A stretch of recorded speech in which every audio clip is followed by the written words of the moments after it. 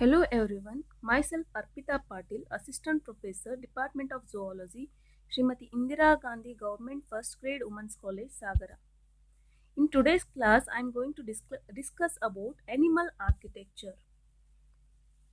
There are more than 1.5 million animal species. It is estimated that about 3 million animals are still undescribed. There is a vast diversity of animal species on the earth.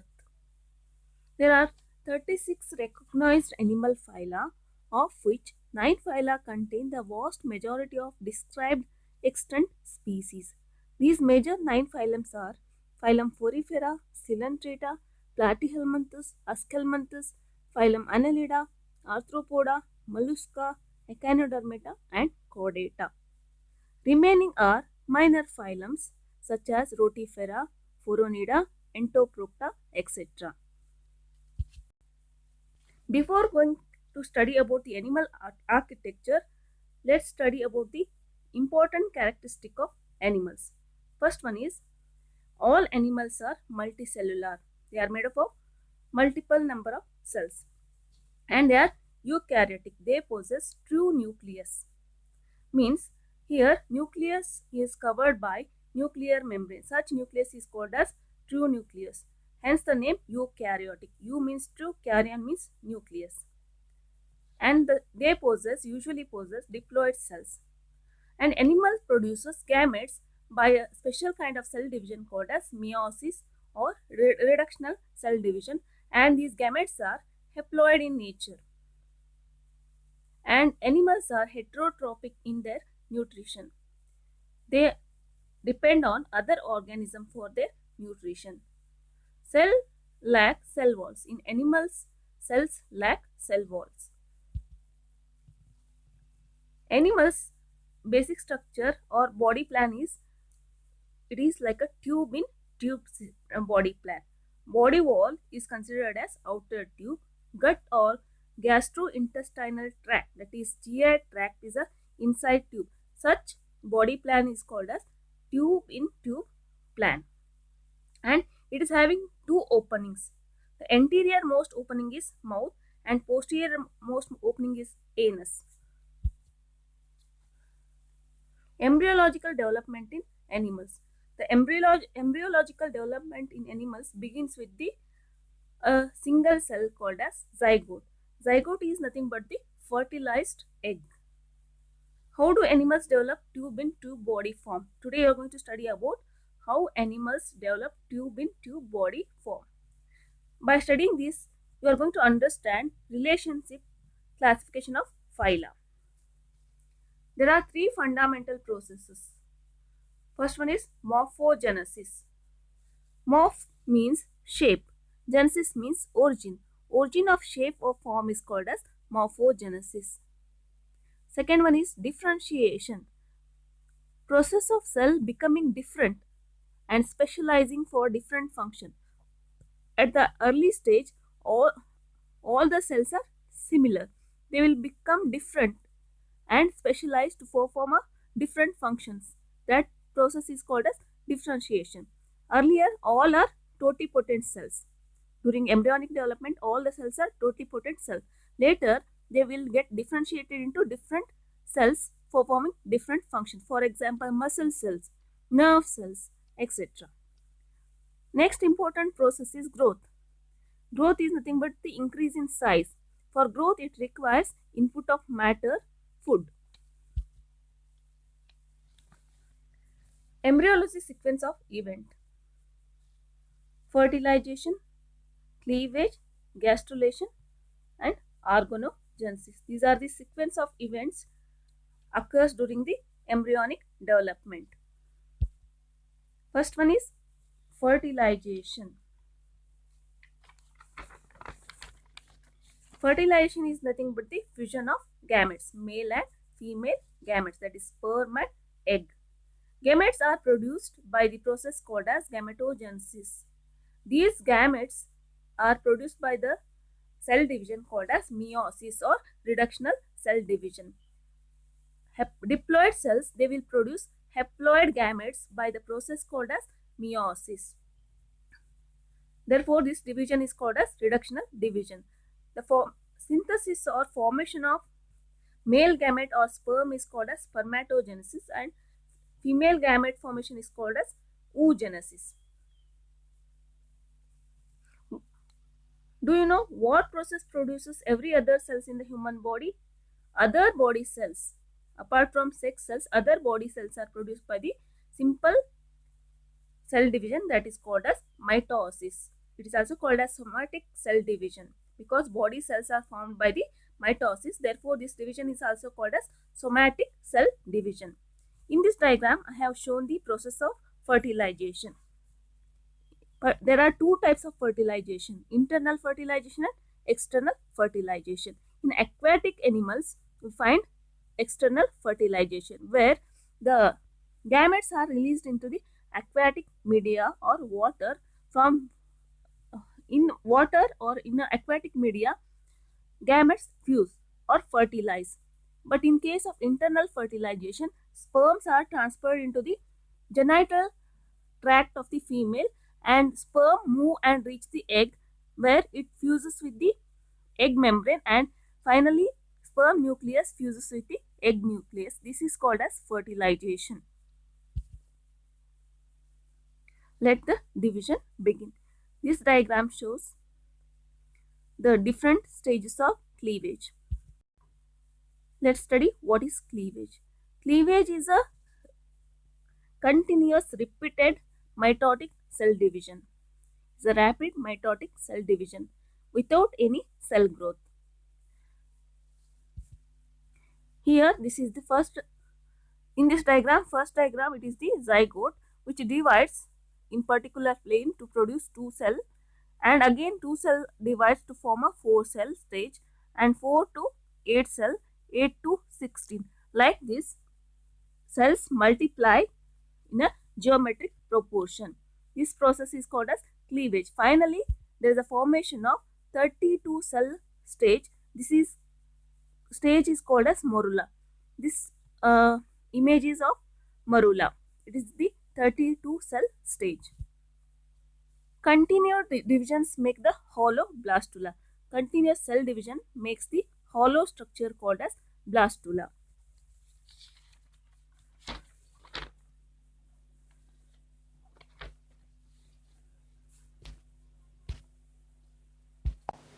Blastula is an animal embryo after cleavage and before gastrulation. It is a hollow sphere composed of single layer of cells called blastoderm. It encloses a cavity called as blastocele. The fluid-filled cavity in the blastula is called as blastocele. In this image, you can see zygote, then 2 cell stage, 4 cell stage, then finally blastula containing single layer of cell called as blastoderm. Inside this, there is a cavity called as blastocele that is filled with a fluid. These cells are embryonic stem cells. These are totipotent or pluripotent cells. These few cells have the capacity or potentiality to become any of the 220 types of cells in the human body. In human body, we find about 220 different types of cells, and these single type of cells, they are called as embryonic stem cells. They have the potentiality to develop and differentiate into 220 different types of cells. This capacity is called as pluripotency.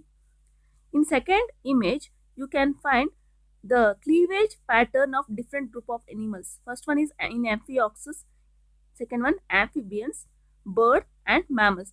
There are different patterns of cleavage depending on the type of egg.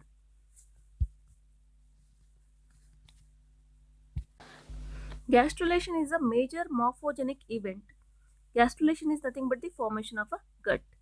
At the end of the cleavage stage, cells making up the blastula move about and surface proteins help cells recognize each other. Location of cells after gastrulation determines further development. The gastrula is formed, which can consist of 3 germ layers. Gastrula is an embryo. In the process of gastrulation, the stage of development during which the blastula with its single layer of cell turns into a three-layered embryo made up of ectoderm, endoderm, and mesoderm, often enclosing a archenteron. Cavity within the early embryo is called as archenteron. There are three germ layers: outer ectoderm, middle mesoderm, and inner endoderm. Will yield archenteron in primitive animals, ancient gut. First formation of inside tube. This is the basic body plan, that is tube within tube body plan. In this image, first you find blastula. It is having single cell layer that is called as blastoderm. Due to morphogenic movements, there are different kinds of movements of the cell like epiboly, emboli, invagination, involution. There is a movement of the cells to form a three-layered embryo called as gastrula.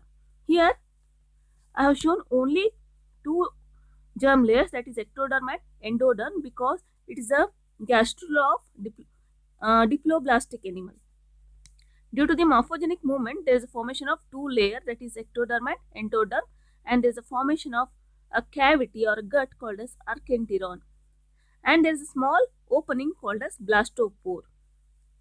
This is the gastrula of the diploblastic animal.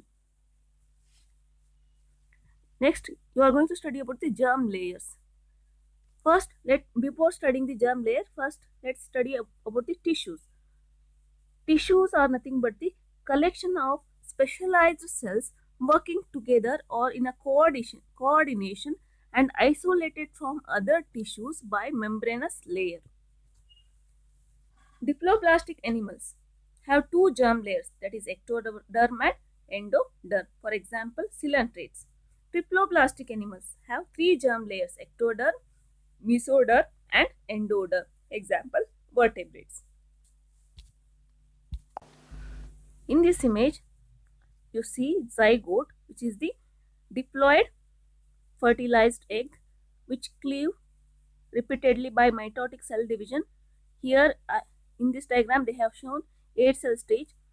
By multiple cleavage, it will become a hollow ball-like structure called as blastula, enclosing a cavity called as blastocele. This is the cross section of blastula. And by morphogenetic movement of the cells, there is a formation of the multi-layered structure or embryo called as gastrula, and process is called as gastrulation. This is the completely formed gastrula having reducing blastocele, endoderm, ectoderm, and archenteron. Here it is the blastophore. Now you are going to study about the body cavity development. Body cavity is called as coelom.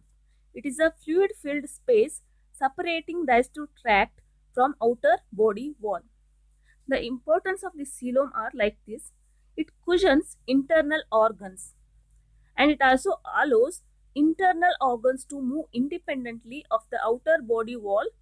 It acts as a hydroskeleton in some animals. For example, earthworm. Hydroskeleton means it is a body cavity which is filled with the fluid. That fluid provides a skeletal-like structure for the movement of the organism. Such type of cavity is called as hydroskeletal structure or cavity. It acts as a hydroskeleton in some lower organisms. Animals with no coeloms are called as acoelomates. Animals with a true coelom are called as coelomates. Coelom forms from mesoderm to become mesenteries and suspended internal organs. Animals form a cavity from the blastocele. Such animals are called as pseudocoelomates. Organisms without body cavities are considered as acoelomates. The example for acoelomate animals are, for example, platyhelminthes. Acoelomates such as flatworms lack a body cavity between the digestive tract and the outer body wall. In this image, you can see there is only body covering from ectoderm and digestive tract. In between there is no gut or cavity, and middle there is a tissue filled region from mesoderm.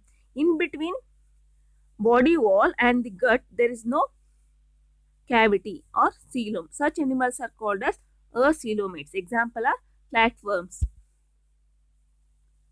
Next, pseudocoelomates, a body cavity derived from the blastocoel rather than from mesoderm, is called as pseudocoelom, and animals possessing such cavity are called as pseudocoelomates.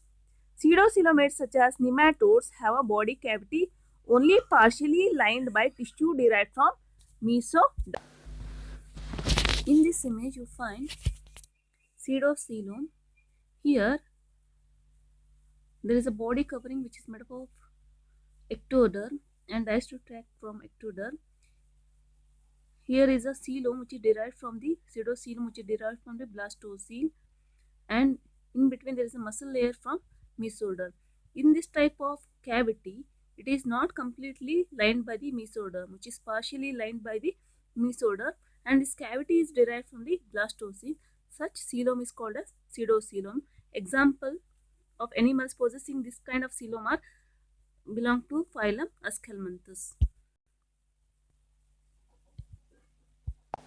A true body cavity is called a coelom and is derived from a mesoderm. Coelomates such as annelids have a true coelom, a body cavity completely lined by tissue derived from mesoderm. Here you find, in this image you find true coelom. This is the body covering, this is digestive tract, tissue layer lining coelom and suspending internal organs. It is derived from the mesoderm. Such body cavity is called as true coelom. Coelomates, example for coelomates are annelids, arthropodans, and other higher phyla. Coelomates will further branch into either a protostome or a deuterostome. Based on certain features seen in early development, they are classified into protostomes or deuterostomes. Three characteristics determine the group. First one is cleavage pattern or cell division. Second one is coelom formation, and third one is fate of the blastophore. Cleavage for pattern or cell division. In protostome development, cleavage is spiral, mitotic spindle at diagonal to embryo axis, and determines cells fixed on a developmental pathway. In deuterostome development, cleavage is radial, spindles parallel and perpendicular, and indeterminate. Cell can adjust.